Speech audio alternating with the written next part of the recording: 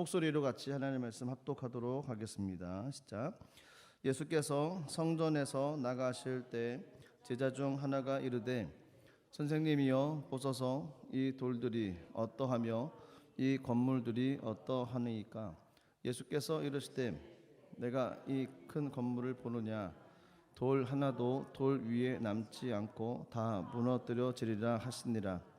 예수께서 감난산에서 성전을 마주 대하여 앉으셨을 때 베드로와 야고보와 요한과 안드레가 조용히 묻되 우리에게 이르소서 어느 때 이런 일이 있겠사오며 이 모든 일이 이루어질 할 때에 무슨 징조가 있사오리이까. 예수께서 이르시되 너희가 사람의 미혹을 받지 않도록 주의하라. 많은 사람이 내 이름으로 와서 이르되 내가 그라하여 많은 사람을 미혹하리라. 난리와 난리의 소문을 들을 때 두려워하지 말라. 이런 일이 있어야 하되 아직 끝은 아니니라.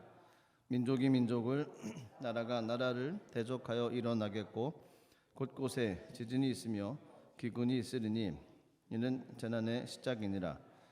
너희는 스스로 조심하라. 사람들이 너희를 공회에 넘겨주겠고 너희를 회당에서 매질하게 했으며 나로 말미암아 너희가 권력자들과 임금들 앞에 서리니 이는 그들에게 증거가 되려 함이라. 또 복음이 먼저 만국에 전파되어야 할 것이니라. 사람들이 너희를 끌어다가 넘겨줄 때 무슨 말을 할까 미리 염려하지 말고 무엇이든지 그때 너희에게 주시는 그 말을 하라. 말하는 일은 너희가 아니요 성령이시니라. 형제가 형제를 아버지가 자식을 죽는 데 내주며 자식들이 부모를 대적하여 죽게 하리라. 또 너희가 내 이름으로 말미암아 모든 사람에게 미움을 받을 것이나 끝까지 견디는 자는 구원을 받으리라. 아멘. 기도하겠습니다. 하나님 감사합니다.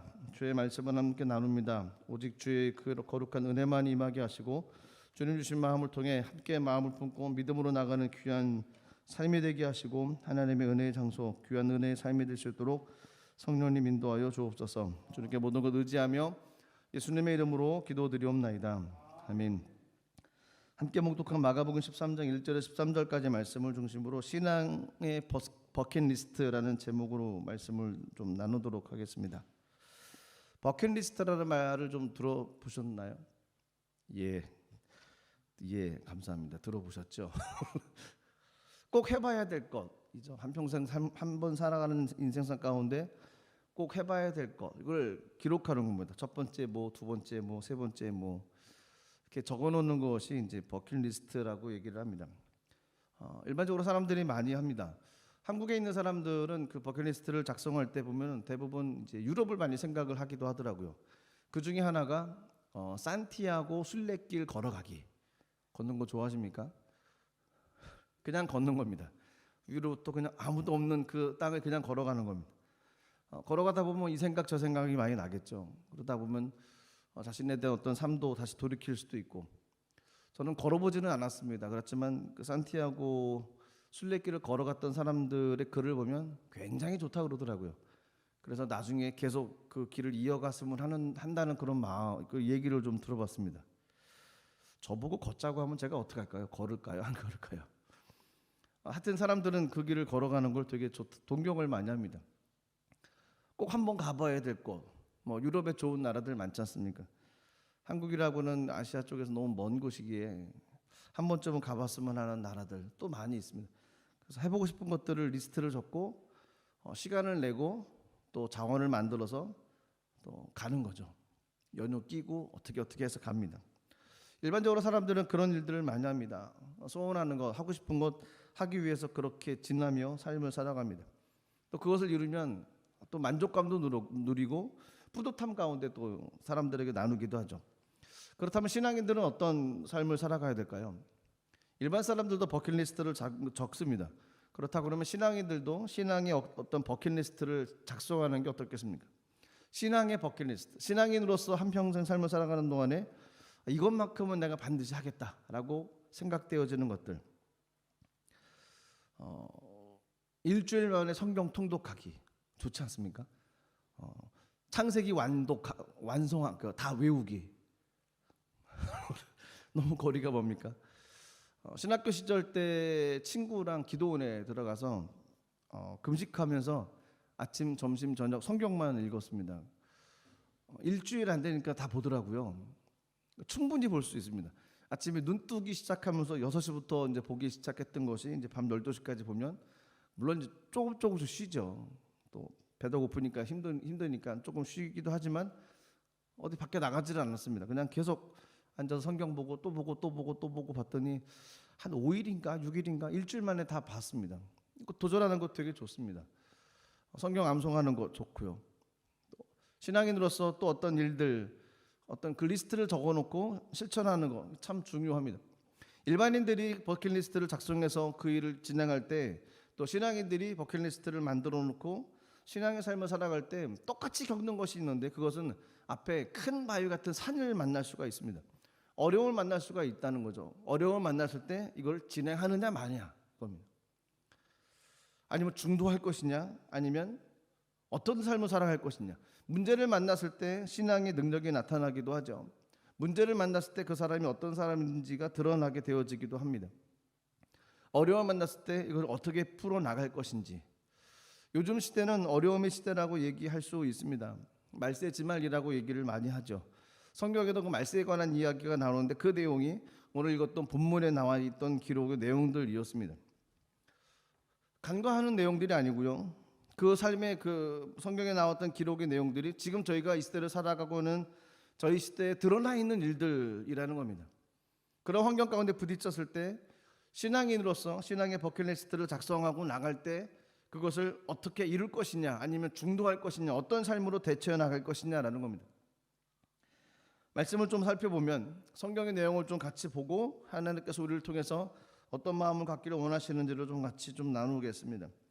1절 말씀 보시면 이렇게 기록되어져 있습니다. 예수께서 성전에서 나가실 때 제자 중 하나가 이르되 선생님이여 보소서 이 돌들이 어떠하며 이 건물들이 어떠하니까. 그냥 저희가 읽기에는 선생님 보십시오 이 돌들이 어떠합니까, 이 건물들이 어떠합니까 라고 그 이야기를 하는데, 이것을 좀 이렇게 리얼하게 다시 표현한다 하면, 요즘 저희가 쓰는 언어로 표현한다 그러면 이런 겁니다. 와 선생님 돌 보세요. 와 굉장합니다. 번쩍번쩍해요. 와 대박이에요. 이 건물 보세요. 와 이렇게 아름다워요. 이렇게 볼 수 있다는 겁니다. 그냥 평이하게 보는 그런 단어가 아니고, 왜냐하면 그들은 또 다른 삶을 살았기 때문에 그렇습니다. 그리고 그들이 봤던 예루살렘 성전은 정말 어마어마한 건물이었기 때문에 그렇습니다.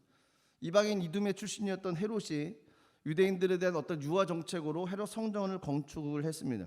근데 그 헤롯 성전은 오랜 기간 동안에 건축을 하게 되어졌는데 굉장히 크고 웅장하고 화려했다는 겁니다.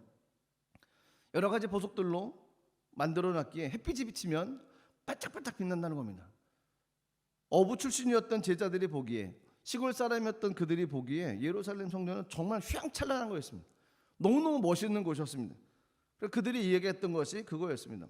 이 돌들 보십시오 예수님, 선생님 이 돌 보세요, 이 건물 보세요, 너무 멋있어요 라고 이야기를 하는 거였습니다. 근데 예수님께서 하셨던 이야기는 그래 멋있어 라고 얘기하신 것이 아니라 2절 말씀 보시면 이렇게 얘기하십니다. 내가 이 큰 건물들을 보느냐, 돌 하나도 돌 위에 남지 않고 다 무너뜨려지리라. 정말 멋있냐? 하지만 언젠가는 무너진다라는 거였습니다. 그 이야기는 예루살렘 성전의 어떤 멸망에 관한 이야기를 예수님께서 예언적으로 암시해 놨던 부분이 바로 이거였습니다. 앞으로 AD 70년에 디도 장군을 위해서 예루살렘 성전이 멸망할 것이다. 휘황찬란하고 아름다운 성전이지만 결국은 무너질 것이다 라고 얘기했던 그 예수님의 예언의 말씀이 여기에 담겨져 있습니다. 그 당시 요세푸스의 기록, 역사가를 통해서 기록되어지는 것을 보면 그 예루살렘 성이 굉장히 피폐한 모습들이 아주 정갈하게 기록되어져 있습니다. 그 기록들을 보면 이런 내용들이랍니다. 좀 읽어드리겠습니다. 기근이 온 도시에 덮쳤다. 다락에는 기아로 죽어가는 여자들과 어린아이들로 가득 찼고 거리에는 시체들로 가득 채워졌다. 어린아이들과 젊은이도 기아로 퉁퉁 부어 거리를 배회하다가 다 쓰러졌다. 죽음 앞에는 눈물도 없었고 할 말도 없었다. 깊은 침묵, 죽음의 밤이 그 성을 덮쳤고 그들의 눈은 성전을 향한 채 죽어 있었다. 그러니까 그 도시는 완전히 죽음의 도시처럼 멸망해졌다는 거였습니다. 요세푸스에 의하면 당시 9만 7천 명 정도가 포로로 잡혀갔고 죽은 사람이 110만 명에 해당된다고 얘기를 했답니다. 하지만 제자들은 이런 것에 관한 것은 전혀 알 수가 없었습니다. 그냥 겉으로 보는 성전의 모습, 휘황찬란하고 보기 좋았던 그 모습만 바라봤던 겁니다. 성전이 잘 보이는 성전 건너편에 감난산이라는 곳이 있는데 중도쯤 올라가서 성전을 바라보면서 했던 내용들이 바로 그런 내용이었습니다. 그 내용 가운데 예수님께서 종말에 관한 내용들을 감난산에서 이야기를 해 주십니다. 4절 말씀 보시면 우리에게 이루소서 어느 때에 이런 일이 있겠사오며 이 모든 일이 이루어지려 할 때에 무슨 징조가 있사오리까. 그러니까 종말의 때에 관한 이야기가 있을 때 제자들이 물어보는 것이 그때가 언제입니까? 라고 얘기합니다. 그리고 그때가 되면 어떤 징조들이 나타납니까? 라고 이야기를 했습니다. 그때 나타난 징조를 알면 어떤 대비를 할 수 있는 거죠. 그때가 언젠지를 알면 준비를 할 수 있기 때문에 아마 그런 질문을 하지 않았나 싶습니다. 하지만 요즘 이 세상 사람들을 저희들이 살아가는 세상을 보면 이때 모습하고 똑같다는 겁니다. 성경에 나와 있던 그런 내용들의 모습이 지금 비일비재하게 세상에 나타나고 드러나고 있습니다. 그러면 이런 모습이 드러나고 있는 이 세상 가운데 저희는 어떤 삶을 살아가야 되는지, 그것이 성경에서 이야기하고 있는 목소리, 메시지라는 거였습니다. 징조의 모습을 몇 가지 살펴보면 그 당시 종말의 징조는 사람들을 미혹시킨다고 이야기를 합니다. 6절 말씀 보시면 이렇게 되어 있습니다. 많은 사람이 내 이름으로 와서 이르되 내가 그라하여 많은 사람을 미혹하리라. 자칭 재림주, 자칭 예수가 등장하기 시작한다는 겁니다.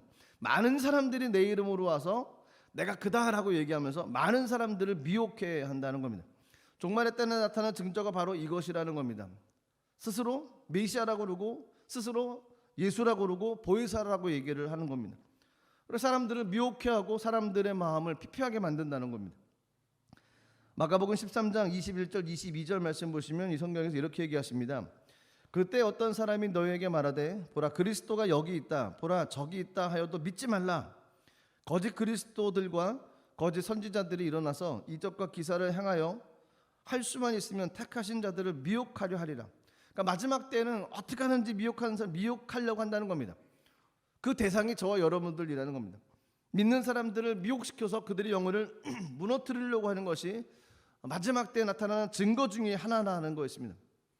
한국 땅에도 자칭 예수가 얼마나 많습니까?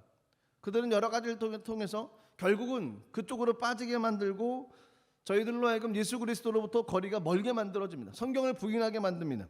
성경을 부인하게 만들고 자신들이 만들었던 경전을 의지하라고 얘기를 합니다. 그래서 몰몬교에서는 몰몬경이 등장을 하게 되는 것이고요. 통일교에서는 원리강론이라고 하는 교리가 등장을 합니다.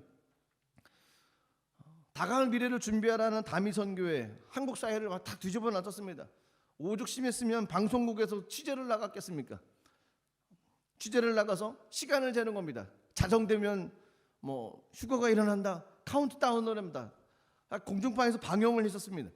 그런데 아무 일도 일어나지 않고 그들은 카메라가 비치는 화면을 보고 얼굴을 옷을 뒤집어 쓰고 얼굴을 숨긴 채 집으로 갔던 모습들이 저도 생생하게 기억을 하고 있습니다.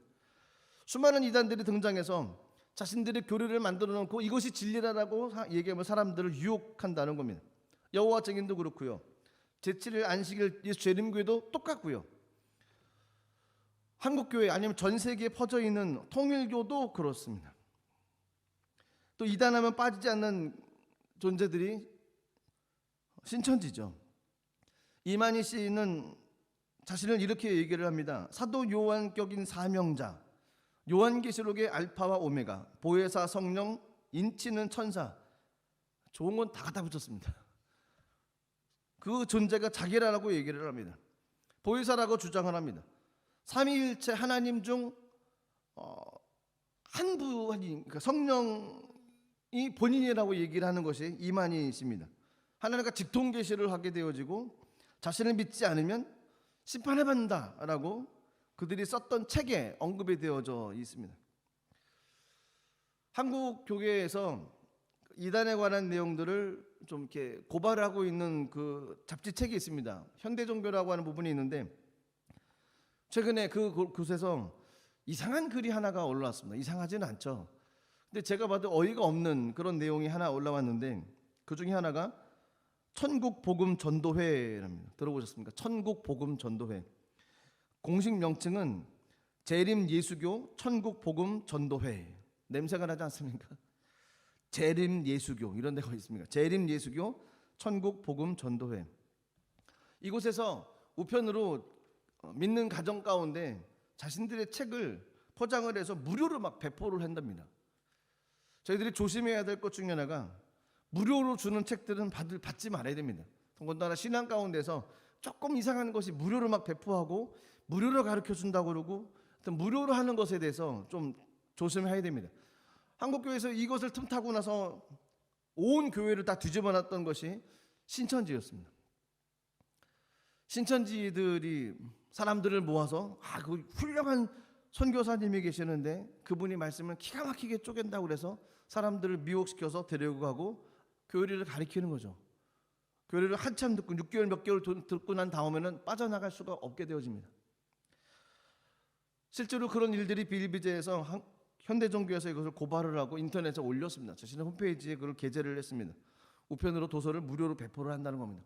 여기에 교주는 구인회입니다. 구인회라는 사람, 자칭 재림주라고 얘기하는 구인회라는 사람인데 이 사람 1975년도에 그 당시 이제 사회적 어떤 문제가 있어서 이단들을 정부에서 다시 이렇게 감옥으로 데리고 갔는데 그 옥중 이제 운명을 했던 거죠. 옥에서 죽었습니다. 그러니까 1975년도에 죽은 사람입니다.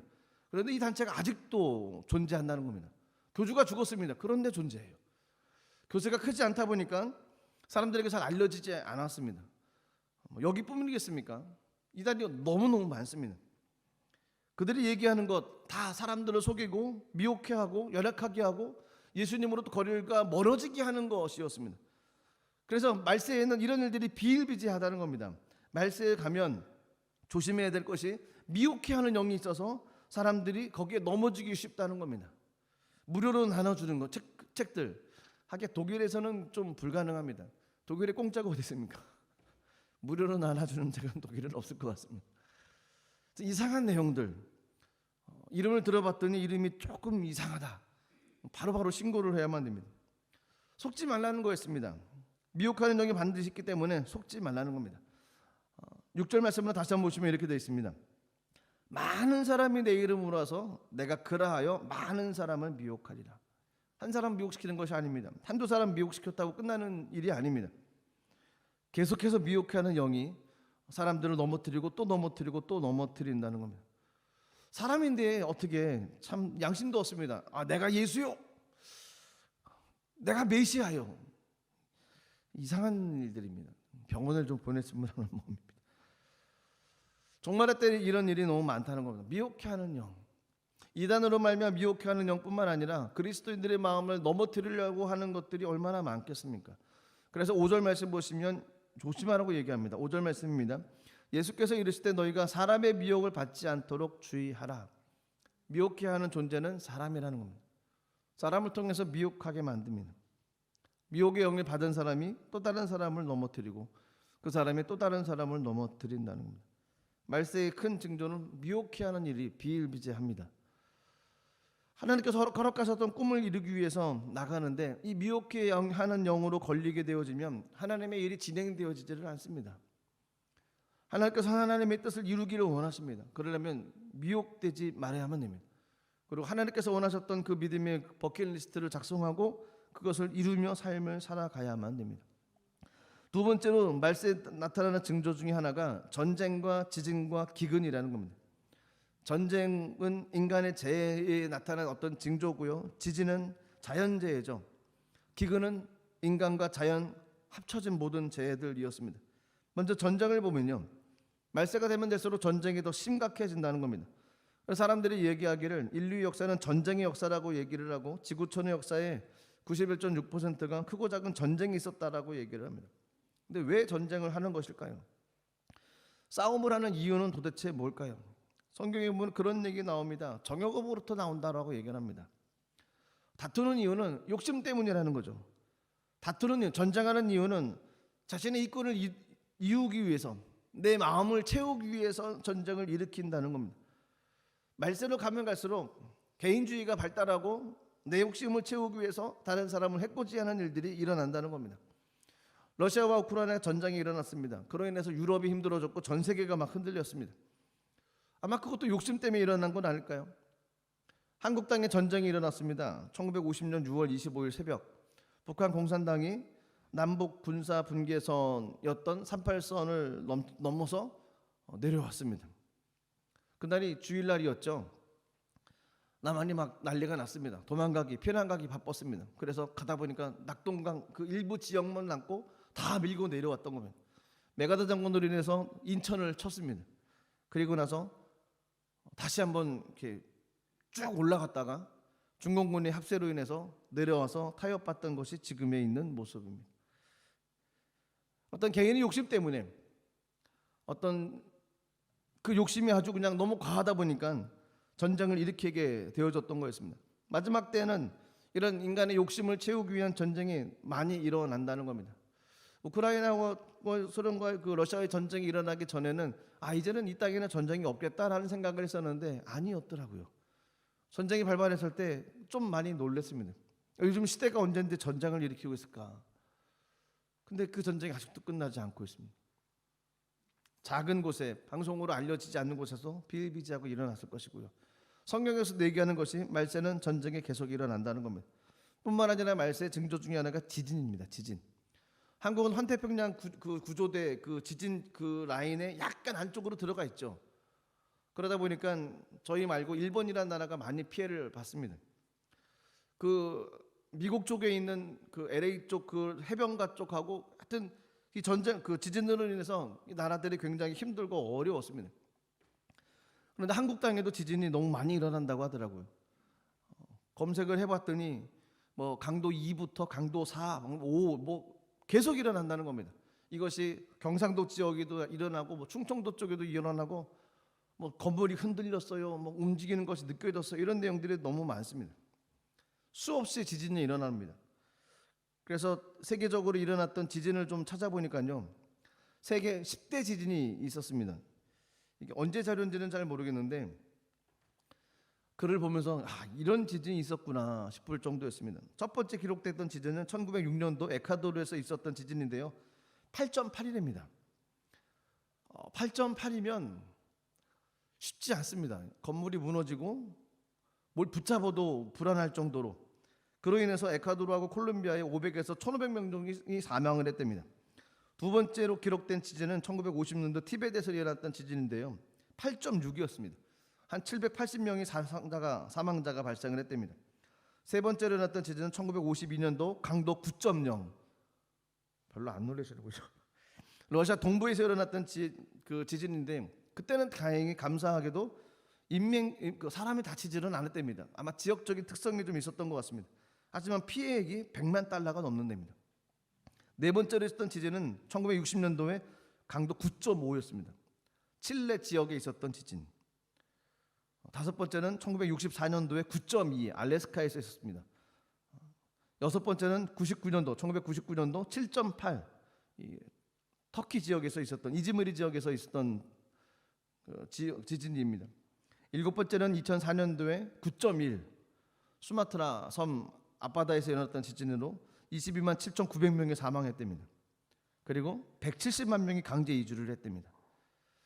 여덟 번째는 2005년도에 인도네시아에서 발생했던 8.6짜리 그 지진이었습니다. 인도네시아나 이쪽이 다 그 지진 발생 지역이지 않습니까?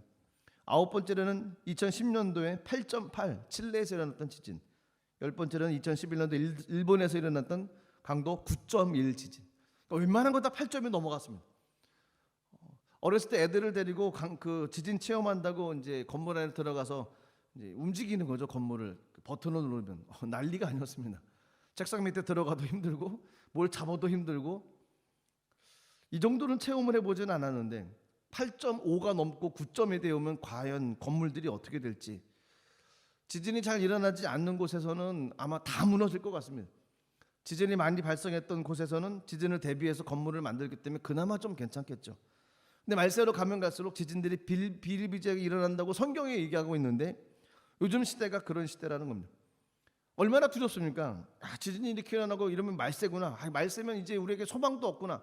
하나님께 허락하셨던 어떤 버킷리스트, 하고 싶은 일들, 해야 될 일들도 있지만 세상이 말세인데 무슨 일을 할까? 아유, 인생 뭐 다 끝났구나.